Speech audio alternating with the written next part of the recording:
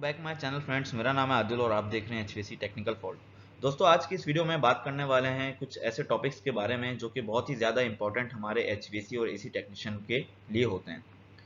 आज की इस वीडियो में मैं जो चीज़ें बता रहा हूँ, चाहे वो पुराना टेक्नीशियन हो, चाहे वो नया टेक्नीशियन हो जिसके पास 10 साल का एक्सपीरियंस हो या 20 साल का एक्सपीरियंस हो, या जो रिसेंटली जिन्होंने यानी कि इस फील्ड को ज्वाइन किया हो, तो उन सब के लिए ये वीडियो बहुत ज़्यादा हेल्पफुल होने वाली है। अगर ये नॉलेज जो मैं आज आप लोगों को बताने वाला हूँ वो अगर किसी पुराने टेक्नीशियन को भी नहीं पता, अगर उसके पास 10 साल का एक्सपीरियंस है, तो उसका वो 10 साल का एक्सपीरियंस कोई मायने नहीं रखता। तो आज की ये वीडियो जो है बहुत ज़्यादा हेल्पफुल होगी। आज हम बात करने वाले हैं कंप्रेसर के बारे में और कुछ कंप्रेसर और एसी को लेकर जो कि एमसीबी की जो रिक्वायरमेंट होती है उसके बारे में, और हम वॉट्स और एम्पेयर के बारे में बात करेंगे।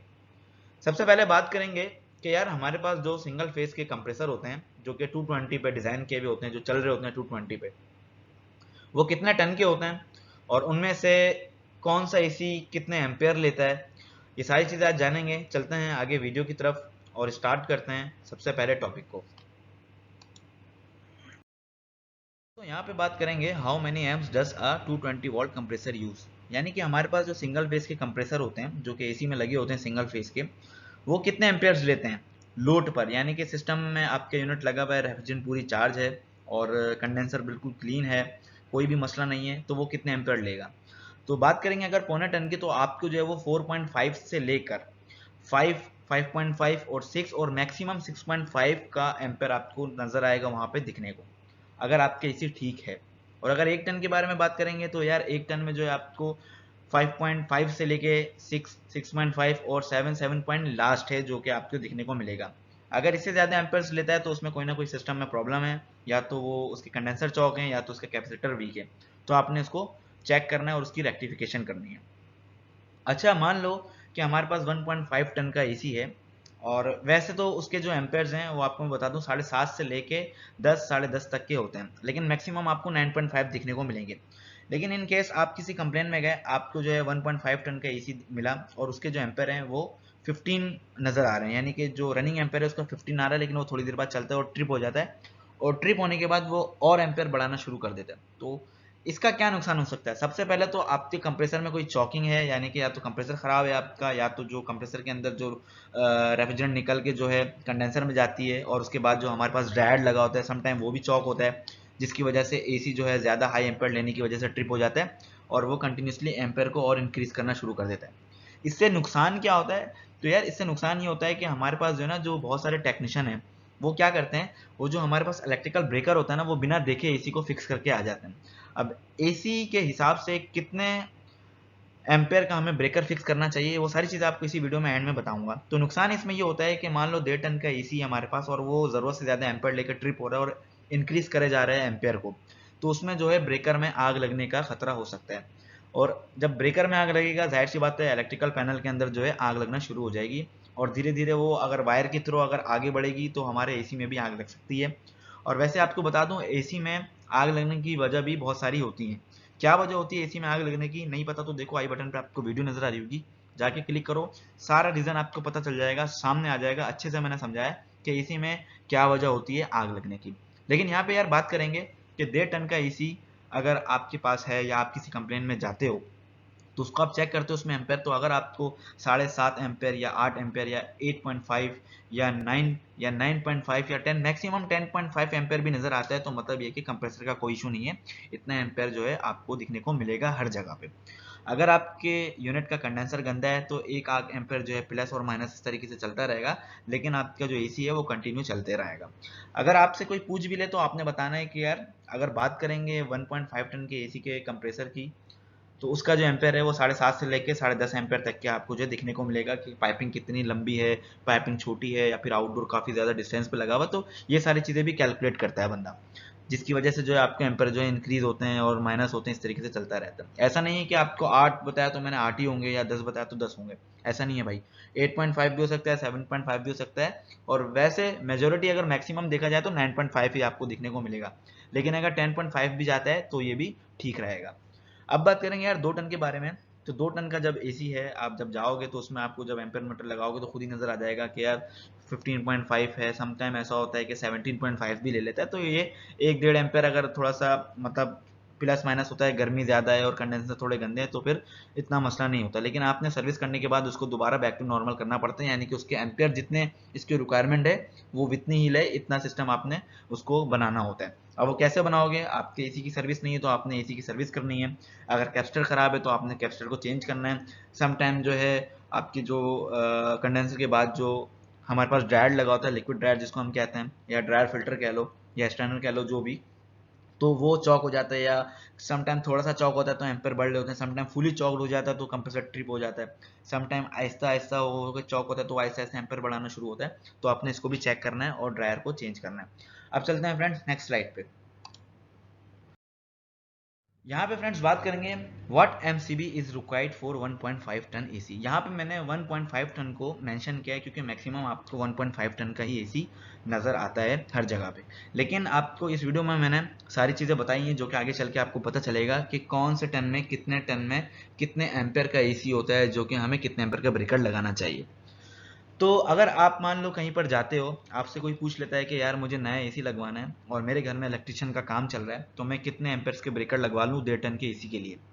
तो आपको किसी भी एसी के बारे में बात करने से पहले आपको मालूम होना चाहिए, या आपको किसी भी एसी के ब्रेकर को फिक्स करवाने के लिए या खुद करने के लिए आपको सबसे पहले क्या मालूम होना चाहिए, आपका जो एसी यहाँ पे लगने वाला है उसकी कितनी कैपेसिटी है। उसके बाद उसकी कैपेसिटी के हिसाब से आपको उसके एम्पेयर का जो है हिसाब लगाना है।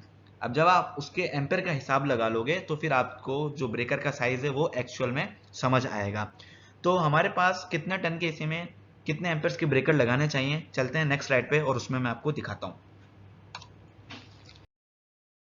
तो दोस्तों यहाँ पे बात करेंगे सबसे पहले, जिस तरीके से मैंने आपको बताया था कि किसी भी एसी के लिए ब्रेकर को अगर आपने फिक्स करना है तो एसी की कैपेसिटी के साथ साथ उसके करंट एम्पेयर के बारे में भी आपको इन्फॉर्मेशन होनी चाहिए। बात करेंगे 0.7 यानी कि पौने टन की बात करेंगे तो उसके एम्पेयर आपको जो मैंने पहले बता दिए थे कि 4.5 से लेके 6.5 भी दिखने को मिल सकते हैं। तो उसके हिसाब से आपने जो है 16 एम्पेयर का जो ब्रेकर होता है वो आप फिक्स करोगे तो इसके लिए ये इनफ है। अगर आप इसके लिए 16 की जगह अगर आप 40 एम्पेयर का लगाते हो या 32 का लगाते हो या 20 का लगाते हो तो ये एक नुकसान है और ये एक जुर्म है।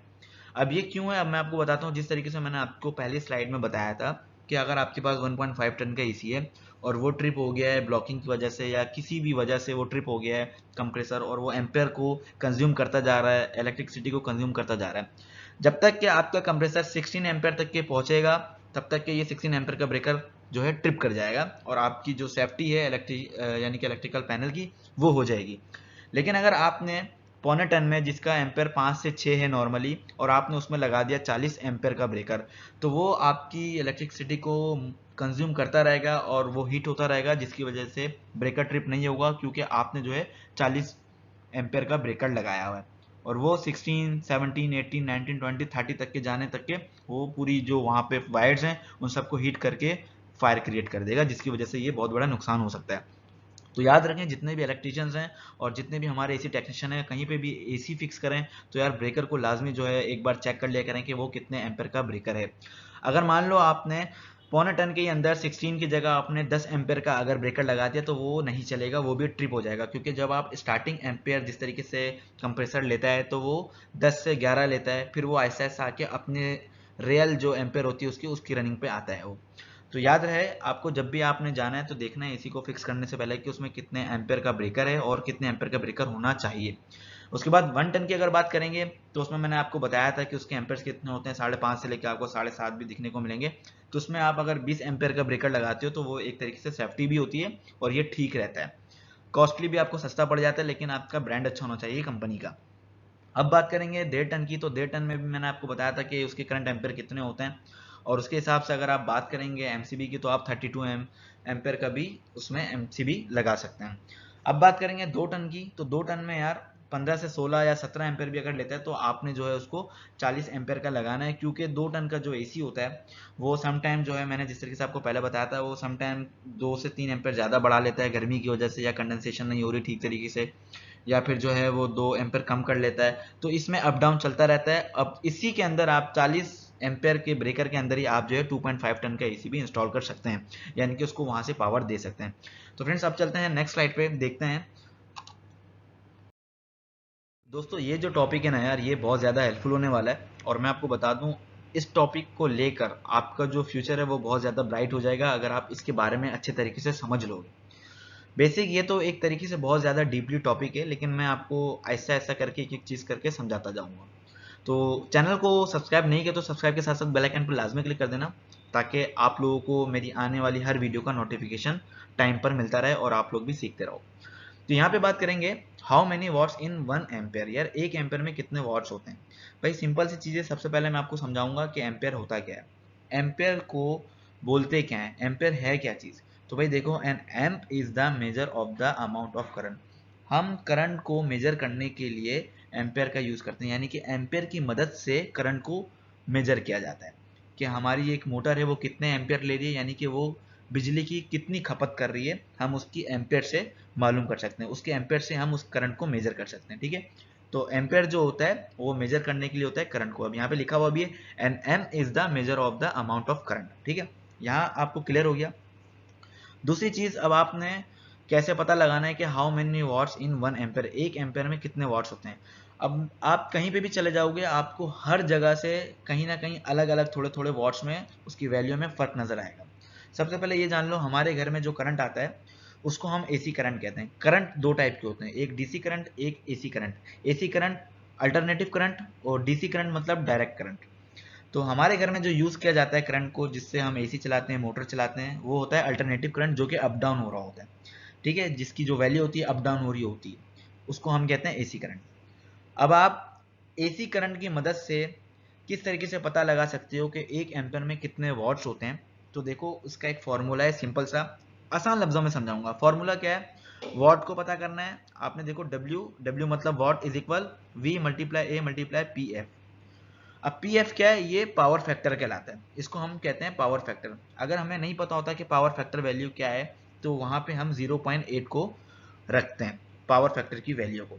आपने क्या करना है, अब मैं आपको सिंपल सी एक चीज बताता हूँ कि how many what's in 1 ampere, 1 ampere में कितने वॉट्स होते हैं, पता करने के लिए आप जहाँ पे खड़े हो वहाँ कहीं पे भी सॉकेट है, तो आपने एम्पेयर मीटर से, क्लैम्प मीटर से आपने उसके वोल्ट को चेक करना है।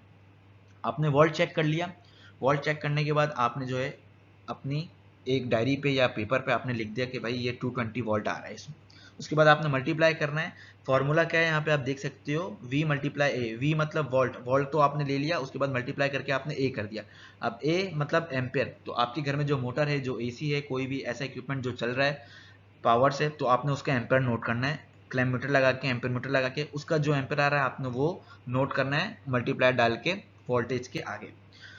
अब जब आपने वोल्टेज मल्टीप्लाई, फिर आपने एम्पेयर को लिखा, एम्पेयर लिखने के बाद आपने मल्टीप्लाई करने के बाद पावर फैक्टर की वैल्यू आपने 0.8 डाल देनी है।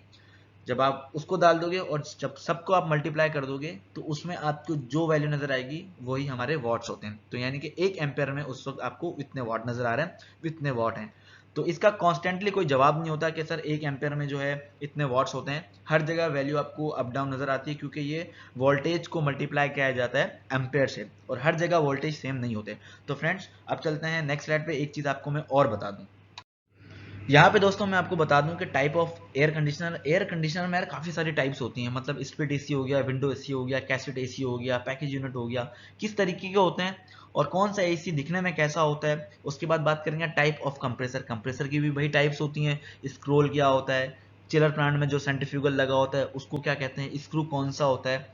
उसके बाद बात करेंगे type of electric motor, electric की जो मोटर्स होती है ना, यानी कि इलेक्ट्रिकल मोटर्स जो होती हैं वो उनकी टाइप्स होती हैं, डीसी टाइप्स की, एसी टाइप्स की। तो ये कितने टाइप्स की मोटर्स होती हैं, कौन सी मोटर किस नाम से जानी जाती है, इसके बारे में। और बात करेंगे how many ampere take AC compressor, कि एसी का जो कंप्रेसर है वो कितने एम्पेयर्स लेता है फिजिकली, यानी कि प्रैक्टिकली अगर आपको देखना है वो।